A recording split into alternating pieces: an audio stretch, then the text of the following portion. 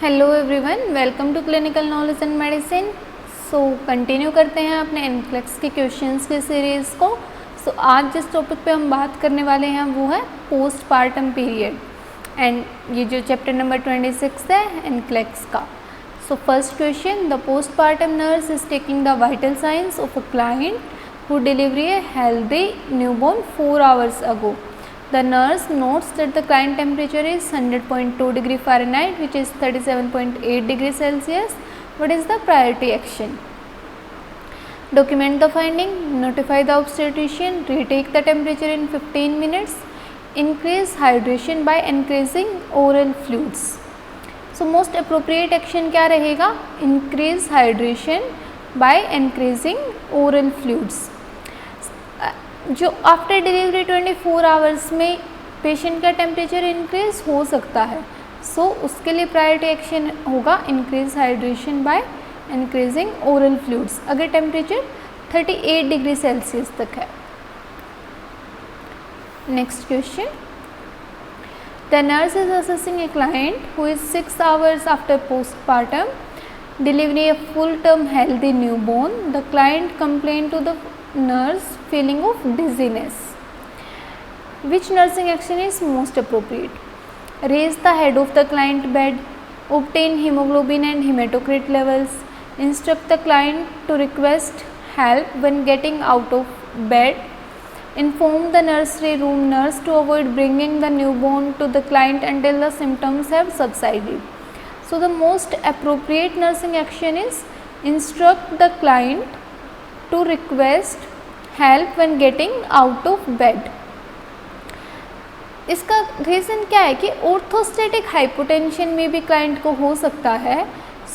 अगर वो out of bed move करे तो ये कंडीशन नॉर्मल हो जाएगी। Second option is obtain haemoglobin, इसके लिए नर्सिंग एक्शन नहीं है ये, इसके लिए फिजिशियन का ऑर्डर होगा। And raise the head of the client bed, इससे कुछ इफेक्ट देखने को मिलने वाला है नहीं। और ऐसे कंडीशन में न्यूबॉर्न को क्यों नहीं लेके आए, बेबी को मदर से सेपरेट नहीं करना होता है। ऐसा कोई इन्फॉर्म नहीं करना है अगर बेबी नर्सरी रूम में है तो। The most appropriate priority nursing action is instruct the client to request help when getting out of bed. Next question, the postpartum nurse is providing instruction to a client after the birth of a healthy newborn. Which time frame would the nurse relay to the client regarding the return of bowel function? After delivery bowel function 2 to 3 days में normal हो जाता है, 2 to 3 days. So the most appropriate answer is 3 days postpartum. 7 days on the day of birth within 2 weeks of postpartum. Most appropriate is 3 days postpartum. Next question, the nurse is planning care of a postpartum client who had a vaginal delivery 2 hours ago. The client required an episiotomy and had several hemorrhoids. What is the priority nursing consideration for the client? 2 hours after delivery episiotomy है, several hemorrhoids हैं, client का pen level assess करेंगे। Inadequate urinary output, client perception of body changes, potential for imbalanced body fluid volume. Just after delivery client का जो pain level है, that is the nursing consideration for the client. The nurse is providing postpartum instructions to a client who will be breastfeeding or chest feeding the newborn. The nurse determined that the client has understood the instructions. If the client makes which statement, select all that apply. First one is, I need to wear a bra that provides support. Yes, this one is correct. Drinking alcohol can affect my milk supply. Yes, smoking, drinking, or this will affect the milk secretion. I will start my estrogen birth control pills again as soon as I get home. नहीं, after delivery progesterone pills लेते हैं, oestrogen नहीं। Progesterone only पिल आती हैं जो कि as a contraceptive use की जाती हैं। I know if my breast or chest get engorged, I will limit by breast feeding, chest feeding and supplement the baby. नहीं, बेबी को ब्रेस्ट फीड कंटिन्यू करवाना है। I plan on having water available in the refrigerator so I can get additional fluid easily। yes, mother को अपना fluid intake proper रखना है, सो उसके लिए ये ऐसा कर सकती है। So the correct statements are first, second and fifth. Next question, the nurse is teaching a postpartum client about breastfeeding or chest feeding. Which instruction would the nurse plan to include in the teaching session? The diet needs to include additional fluids. Prenatal vitamins need to be discontinued. Soap need to be used to cleanse the breast. Birth control measures are necessary while breastfeeding or chest feeding. So the most appropriate is first. Additional fluids को include करना होता है क्योंकि requirement increase हो जाती है body की। Prenatal vitamins को डिसकंटिन्यू नहीं करना है, प्रिस्क्रिप्शन के अकॉर्डिंग लेते रहना है। सोप की नीड नहीं है ब्रेस्ट को क्लीन करने के लिए क्योंकि जो नेचुरल सिक्रेशंस हैं वो अफेक्ट हो जाते हैं। बर्थ कंट्रोल मेजर्स लेने हैं, अननेसेसरी नहीं है। बर्थ कंट्रोल मेजर्स को फॉलो करना है during breast feeding. So the most appropriate is first. Next question.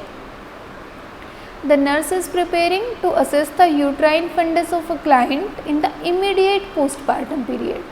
After locating the fundus, the nurse notes that the uterus feels soft and boggy. Which nursing intervention is appropriate? Elevate the client legs, massage the fundus until it is firm, ask the client to turn on the left side, push on the uterus to assist in expressing clothes. So the most appropriate is massage the fundus until it is firm. Elevation से कुछ effect नहीं आएगा। Push on the uterus से blood loss, haemorrhage होने के chances ज़्यादा रहेंगे। So the most appropriate action is fundus massage. Next question, the nurse is caring for 1 day postpartum clients. Which client assessment required the need for follow up? 4 patients हैं। सो कौन सा patient है जिसको फॉलो अप की need है? The client with mild after pains, the client with a pulse rate of 60 beats per minute, the client with colostrum discharge from the both breast and chest, the client with dokia that is red and has a foul smelling odor। किसको follow up की ज़रूरत है? कौन सी condition है जो थोड़ा abnormal है इनमें से? ये वाली। क्यों? लोकिया नॉर्मल है, कलर रेड है वो भी नॉर्मल है, but foul smelling is not normal. Foul smelling indicate कर रही है इन्फेक्शन को, इन्फेक्शन हो सकता है। सो इस कंडीशन को फॉलोअप की नीड होती है। सो लोकिया की अगर बात करें तो लोकिया के 3 टाइप्स होते हैं, lochia rubra, lochia serosa and lochia alba. जो फर्स्ट 3 to 4 days होते हैं उसमें जो लोकिया होता है वो लोकिया रूब्रा होता है जो कि रेड कलर का होता है और अमाउंट भी सिक्रीशंस भी ज़्यादा होते हैं। देन जो डिस्चार्ज होता है वो लोकिया सिरोसा होता है, जो कलर है वो चेंज हो जाता है ब्राउनिश 4 to 10 days। और उसके बाद जो सिक्रेशन होते हैं उसे बोलते हैं लोकिया अल्बा, और जो कि लास्ट करता है ऑलमोस्ट 3 weeks तक, और ये होता है येलोइश वाइटिस। कोलेस्ट्रम जो अर्ली ब्रेस्ट मिल्क आता है जस्ट आफ्टर डिलीवरी उसे हम कोलेस्ट्रॉम बोलते हैं, जो कि बेबी के लिए बहुत हेल्दी होता है और येलो कलर का होता है, थिक होता है। जो इसकी कंसिस्टेंसी होती है वो थिक होती है। और कोलेस्ट्रॉम से रिलेटेड क्वेश्चन की अगर बात करूँ तो इसमें कौन सी एंटीबॉडी प्रेजेंट होती है? IgA कोलेस्ट्रॉम में प्रेजेंट होती है जो कि बेबी को इम्यून रिस्पॉन्स देती है। पल्स रेट अगर 60 है क्लाइंट का तो नॉर्मल है, 60 to 100 beats per minute is a normal pulse rate. The client with mild after pains, ये कंडीशन भी नॉर्मल है। सो क्या एबनॉर्मल है? Foul smelling. सो इस क्लाइंट को हम बोलेंगे फॉलोअप के लिए। Next question. When performing a postpartum assessment on a client, the nurse note the presence of clots in the lochia. The nurse examine the clot and note they are larger than 1 centimeter. Which nursing action is most appropriate?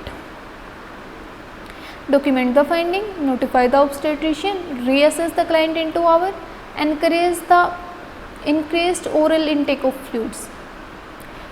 Second statement is the correct, notify the obstetricians. क्यों?